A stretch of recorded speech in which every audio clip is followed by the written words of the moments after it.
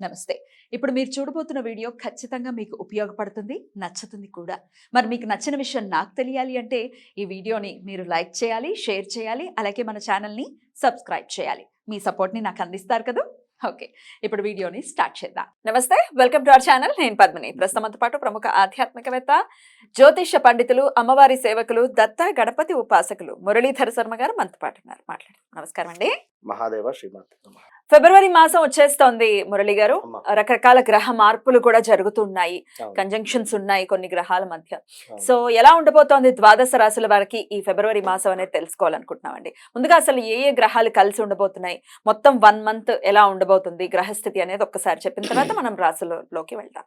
తప్పకుండా red TV భక్తి ప్రేక్షకులకు ఫిబ్రవరి నెలకు సంబంధించినటువంటి రాశి ఫలాలు ఏవైతే ఉన్నాయో దానికి సంబంధించి గ్రహచారము గోచారం అనేటువంటిది ఉంటుంది అనేటువంటి విషయాన్ని మీరు గమనించగలరు. చెప్పేటువంటిది ఖచ్చితంగా కూడా ఇది కేవలం కూడా గోచారం. గోచారానికి సంబంధించి మీకు దీని నుండి ఫలితాలు తక్కువగా కనబడినా కూడా మీ గ్రహచారము అంటే మీరు పుట్టినటువంటి సమయంలో ఏర్పడేటువంటి లగ్నం ఏదైతే ఉంటుందో దాన్ని ఆధారంగా చేసుకొని ఏర్పడినటువంటి లగ్నము, ఆ యొక్క 12 చక్రాసు, ఏ గ్రహం ఎక్కడ ఉంది అనేటువంటి దాన్ని బట్టి రిజల్ట్ మీకు ఉంటుంది. కానీ ఇది మనం చెప్పేటువంటిది ఫిబ్రవరి నెలలో ఏ ఏ గ్రహాలు మారడం వలన ఏ రాశుల వారికి ఏ విధమైనటువంటి ఫలితాలు ఉంటాయి అని.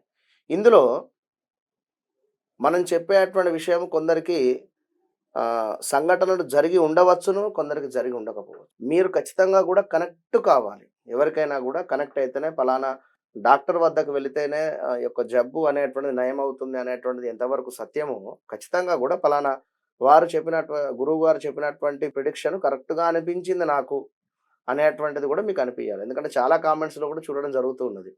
గురువు గారు మీరు చెప్పినటువంటి విధంగానే నాకు ఆ సంఘటన జరిగింది నిజంగానే అని ఒకరంటే, మరొకరు నాకు అసలు ఎలాంటి సంఘటనలు మ్యాచ్ లేవు అని అవ్వలేదు. చెప్పి అంటున్నారు. సంతోషమే అక్కడ. ఇప్పుడు కొంతమంది అలా కమెంట్స్ పెట్టిన వాళ్ళ విషయం నాకు అర్థమైంది.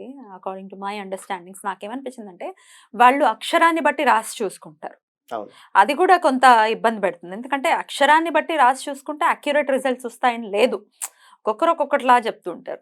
100% మనకు కనిపించాలి, పోనీ 100 కాదు, 50% అయినా మనకి గోచారానికి సంబంధించి మనకు కనిపించాలి అంటే మన రాశి, లగ్నం పర్ఫెక్ట్‌గా మనకు తెలిసి ఉండాలి. తెలిసి ఉండాలి అంతేనా? ఖచ్చితంగా కూడా. హ్మ్. కనుక మీరు ఈ యొక్క సబ్జెక్టును అర్థం చేసుకోండి. ఏదో కర్కాటక రాశికి బాగాలేదు అంటే బాగాలేదు అని చెప్పి నాది కర్కాటక రాశి అని చెప్పి అనుకోవద్దు.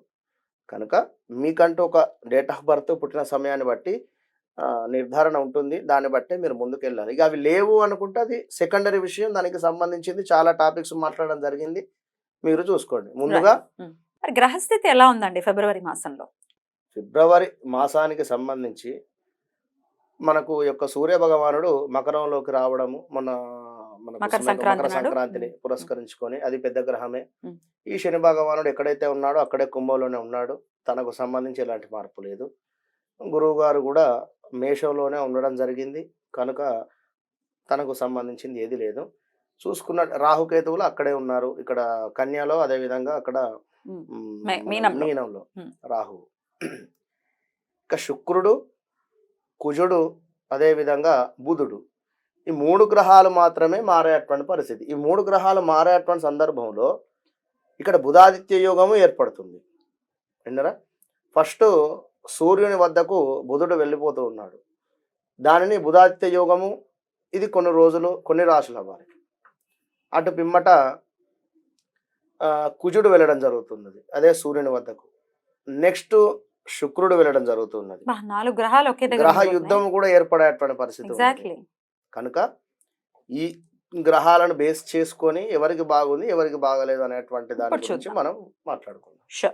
ఇక మురళి గారు ఫైనల్లీ మీనరాశి వారికి ఎలా ఉండిపోతుంది ఫిబ్రవరి మాసం? మీనరాశి వారికి బాగుంది అని చెప్పుకోవచ్చు ఫిబ్రవరి నెలలో.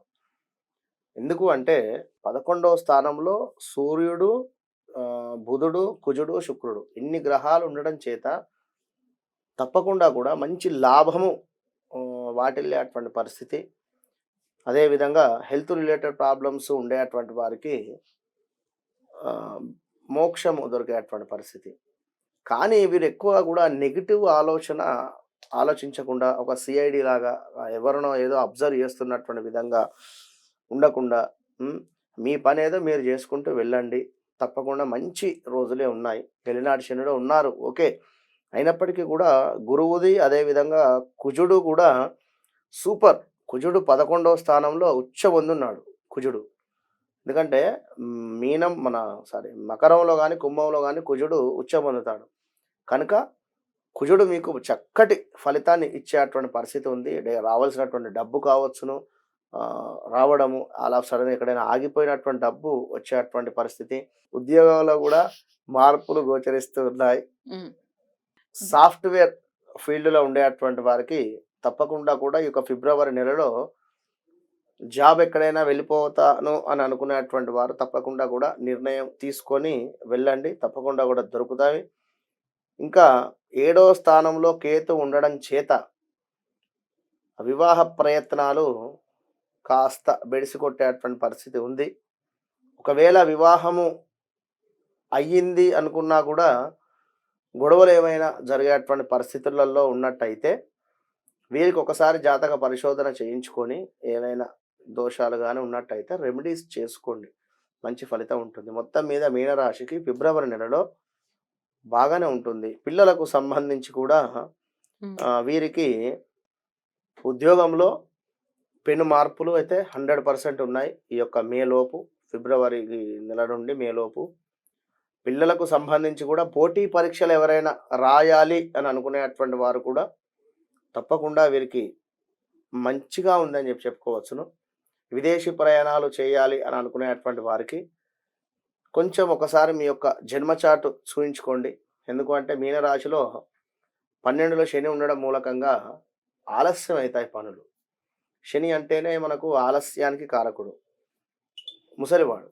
కనుక శని సంబంధిత దోషాలు, విదేశీ ప్రయాణాలు చేసుకునేటువంటి వారు మీకంటే వయసు పెద్దవారు అంటే ముసలివారి పట్ల అంటే పెద్దల వారి పట్ల కాస్త మర్యాదగా ఉండాలి.